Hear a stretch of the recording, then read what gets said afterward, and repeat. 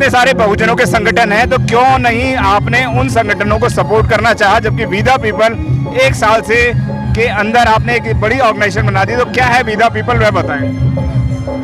देखिए, मुझे ये ऐसा लगता था कि जो बहुत से संगठन थे ना, वो बुद्ध धर्म को साथ लेके नहीं चल रहे थे जी।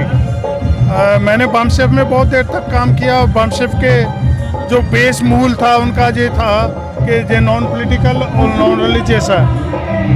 तो मुझे लगा कि ये जो अगर बाबा साहब के मिशन को कंप्लीट लेके चल रहे हैं और संघ बुद्ध धर्म को भी साथ लेके चल रहे हैं और इकट्ठा होकर भी चलने का, तो इनको साथ देकर देखते हैं, शायद कोई रंग ले आए।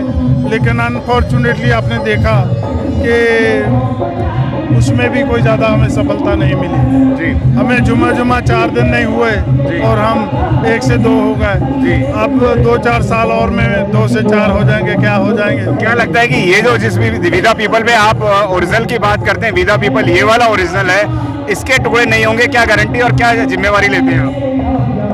देखिए, सारे जितने भी संगठन हैं वो सारे ही ये कोशिश कर रहे हैं कहने की कि जो हमारा संगठन है वो ही ठीक है, वो ही सच्चा है, बाकी सब झूठे संगठन है जी। तो ये भी कह रहे हैं, लेकिन जब तक आप ये प्रूव नहीं करते, जब तक आपके संघ का, समाज का के ऊपर असर नहीं होता, तब तक ये कहना बेकार की बात है, बेकार की बात। विदा पीपल है क्या, लोग क्यों जुड़े, इससे वह बताएं।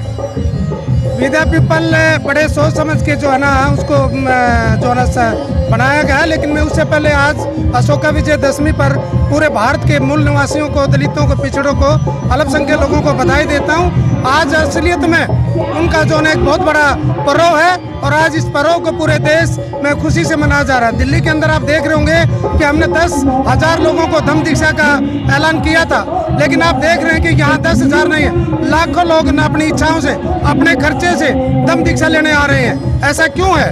तो विदा पीपल का काम भी यही है, समाज को जोड़ो और जुड़े और जोड़ो, वही एक बड़ी ताकत बढ़े। आज लाखों संगठन जो पूरे देश में बन चुके हैं, वो अलग अलग जो ताकतें खिंड भिन्न हो गई, उनको जोड़ने का काम विदा पीपल कर रहा है। तो विदा पीपल में सभी कोई नेता नहीं है, कोई जो न छोटा नहीं, कोई बड़ा है, समान रूप से हम काम कर रहे हैं। आज सारे लोग विदा पीपल या भीम जो ना संसद के नाम से जो हम प्रोग्राम जो ना करने जा रहे हैं देश में, हम मिलकर इस देश में सारा बहुजन समाज एक प्लेटफार्म पर केवल दम के रास्ते पर आकर हो सकता है, वो भी विदा पीपल का कार्य है। और विदा पीपल जब तक आराम से चैन से नहीं बैठेगा, जब तक इस बहुजन समाज को एक प्लेटफार्म पर ला कर ना छोड़े।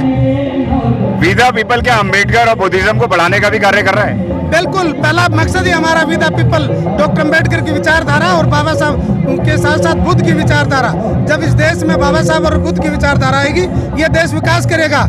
जातियों में अलग अलग बटा हुआ है, उसको जो है ना खत्म करने का काम जो है ना, ये जो विचारधारा है, ये विचारधारा केवल कुछ लोगों के लिए नहीं है, पूरे मानव कल्याण के लिए विचारधारा है। और हमें जो ना जो गली सड़ी जो व्यवस्था है, उसको जो बाबा साहब ने 14 अक्टूबर 1956 को तोड़ी थी, आज ये अभियान हो चुका है पूरे देश में, जो है ना जगह घर घर जो है ना बाबा साहब और बुद्ध की विचारधारा फैल रही है और विदा पीपल भी यही काम करने पर लगा हुआ है जी। विदा पीपल जिस तरीके से बताया है कि इस वक्त देश से लेके विदेशों तक के लोग जुड़ गए हैं, MS बहेल साहब खुद जुड़े हुए हैं विदा पीपल से।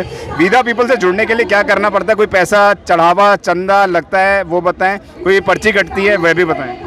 देखिए, मैं SMS न्यूज़ का धन्यवाद करता हूं कि जो बिल्कुल जो है ना नीचे तले से जो है इस आवाज़ को उठा रहा है। और मेरे साथ जो है हमारे बड़े भाई आदरणीय MS बहेल जी, जो UK से आकर जो है ना यहाँ समाज को जगाने का काम करते हैं। कोई भी आदमी जो है ना इस तरह से फॉरेन में जाने के बाद समाज में नहीं आता। तो मैं पूरे भारतवर्ष के दलितों और बहुजन समाज के लोगों की तरफ से बहेल साहब का धन्यवाद करता हूँ कि इस उम्र में आके हमें आगाह कर रहे हैं कि आप इकट्ठे हो जाओ। तो इसलिए विदा पीपल जो है ना, ये बहेल साहब बैठे, विदा पीपल कभी पैसा नहीं मांगता, विदा पीपल कभी चंदा नहीं लेता। विदा पीपल अपना जो खर्चा है, आज आप देख रहे हैं कि जो लाखों लोग जो ना आज धम्म दीक्षा लेने अपने खर्चे से आए, हमने कोई गाड़ी लड़ा या कोई भी साधन हमने प्रोवाइड नहीं किया, नो पैसा दिया, अपना खाना खुद खाएंगे, अपना जो आने जाने का किराया हमने खुद दिया है। यही मुहिम पूरे देश में चल रही है और विदा पीपल भी यही काम कर रहा है। इसलिए कोई पैसा विदा पीपल नहीं होगा, विदा पीपल में कोई भी नेता नहीं होगा, सामूहिक रूप में हम काम करेंगे, यही हमारा अभियान है।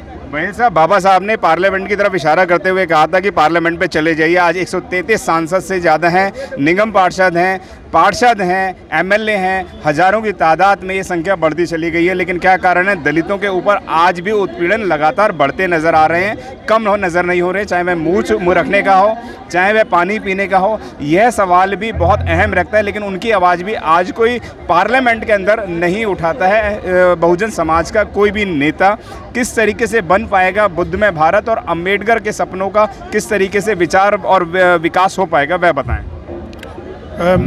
देखिए, जो हमें अधिकार मिले वो किसी हमारी अपनी लड़ाई से नहीं मिले जी। जैसे मैं पंजाब से हूँ, मैं अपने माँ बाप को कई बार पूछता हूँ कि भाई आपकी जो इतनी दुर्दशा रही और मेरे में स्कूल जाने का, कॉलेज जाने का जो रास्ता खुला तो कैसे खुला, तो उनको कुछ पता नहीं इसके बारे में।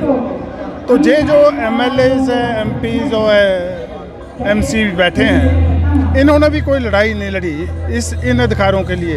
ये तो बाबा साहब अम्बेडकर अकेले लड़ते रहे, और उनके लड़ने से जो सारे अधिकार थे वो हमारे बरंग लिफाफे की तरह हमारे घर में भी बैठे आ गए। इसलिए उनको बचाए रखने की हमने कोई कोशिश नहीं करी। और आपको पता होगा कि जो पूना पैक्ट हुआ, पूना पैक्ट में बाबा साहब ने जो सेपरेट इलेक्ट्रोड्स का अधिकार था वो जीता था वहाँ से, जिसको गांधी जी ने बाद में हरा दिया।